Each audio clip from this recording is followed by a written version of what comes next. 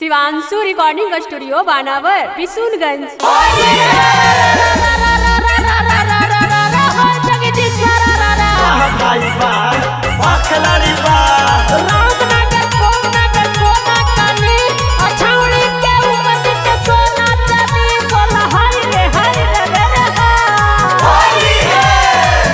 डाला वाले के जान होली में गुंजनामा खाली हो। डाला वाले के जान होली में पिंटुआ खाली है। डाला वाले के जान होली में असीसावा खाली हो। डाला वाले के जान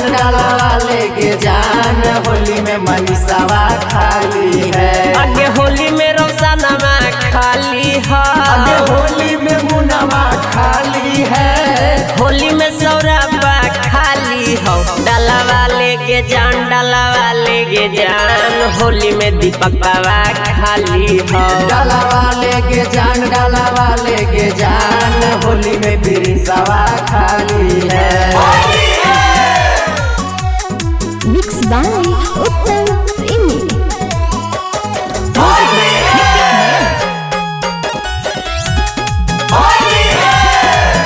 आगे चोलिया में डालता ढोलिया में डालता ढोलिया में डालता आगे भी डालता पीछे भी डालता पीछे भी डालता ऊपर से तोरा डाली देता नीचे से तोरा डाली देता।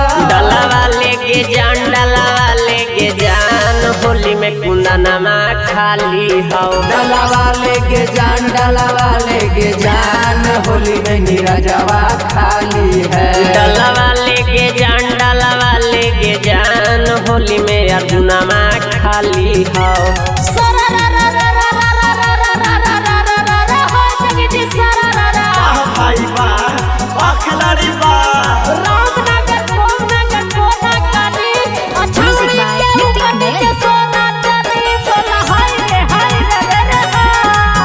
आगे होली में घूमा ही छौड़ी अकेले आगे धरतौ राहुलवा त डाल देतौ केले काहे लग छौड़ी बहाना मुकेशवा छौड़ी रोजाना जाने तो खेला तोरे रितेश दीवाना